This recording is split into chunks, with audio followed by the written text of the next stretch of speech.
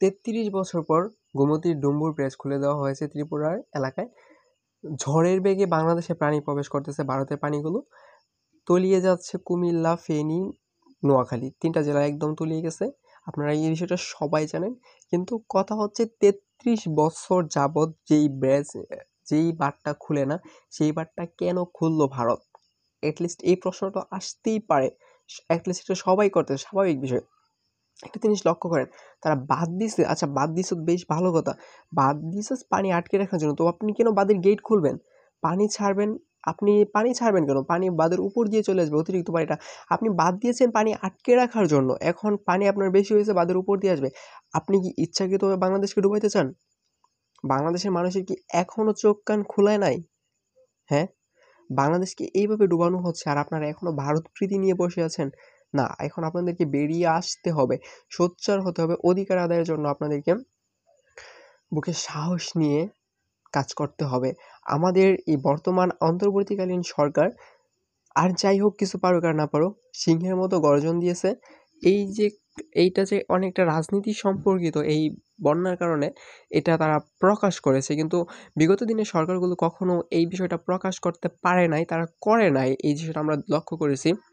দেখেন, ৩৩ বছর বাঁধটা ছাড়া হয় নাই। ৩৩ বছর বাঁধ ছাড়ছে। আচ্ছা বাঁধ দিছে পানি আটকে রাখার জন্য। তাহলে পানি তাদের বাঁধ যতটুক দিছে এতটুক পানি তাদের লাগবে। তাহলে তারা পানি আসবে বাঁধের উপর দিয়ে। পানি বেশি হয়ে গেলে বাঁধের উপর দিয়ে ফ্লো হয়ে পানি বাংলাদেশে প্রবেশ করবে। কিন্তু না, তারা বাঁধের সবগুলো গেট খুলে দিয়েছে। এটার মানে কি হতে পারে? এটার মানে হচ্ছে ইলিশ দেওয়া বন্ধ করছে। এই কারণে পানি দিয়ে বাংলাদেশের সাথে একরকম ছোট্টখাটো একটা যুদ্ধে লিপ্ত হয়ে গেছে। পানি যুদ্ধ যাকে বলা হয়। এই পানি যুদ্ধের কারণে বাংলাদেশের ভীষণ মানে ব্যাপক হারে ক্ষতি হচ্ছে ফেনী অঞ্চলে। ফেনী অঞ্চলটা যেহেতু নিচু, কুমিল্লা অঞ্চলে যদিও বাদ কুমিল্লায়, কিন্তু ফেনী অঞ্চলে সবচেয়ে বেশি ক্ষতি হওয়ার কারণ হচ্ছে সরাসরি পানিটা ফেনীতে চলে আসছে। কুমিল্লা অঞ্চলে পানিটা একটু উঁচু হওয়ার কারণে সেখানে পানিটা কম, ফেনী অঞ্চলে পানিটা চলে আসতেছে এবং ফেনী অঞ্চলটা ব্যাপক হারে প্লাবিত হয়ে মানুষের ২ তালা পর্যন্ত ডুবে গেছে ফেনী অঞ্চল। এই যে একটা বাজে অবস্থা তৈরি করছে কৃত্রিম, হ্যাঁ, বৃষ্টি অবশ্যই দেয়। কৃত্রিমভাবে তৈরি করা হয়েছে।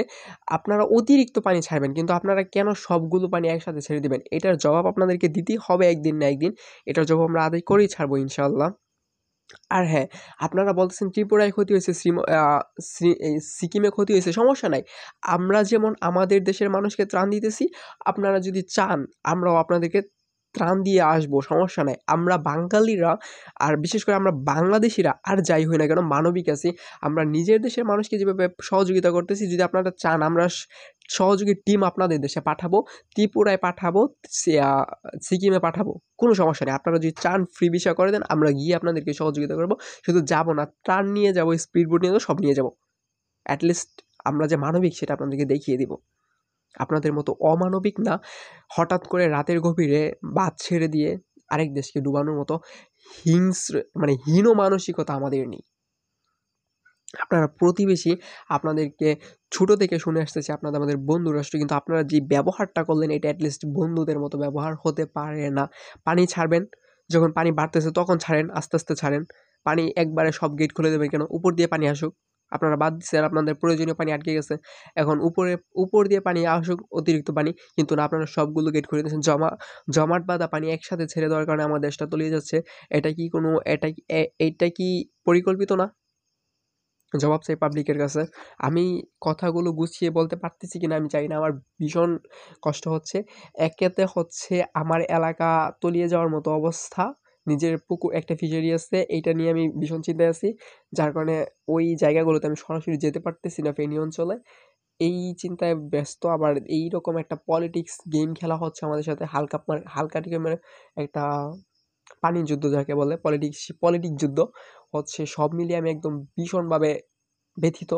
আর ভিডিওটা এডিট করতে পারতেছি না, তার জন্য আন্তরিকভাবে দুঃখিত।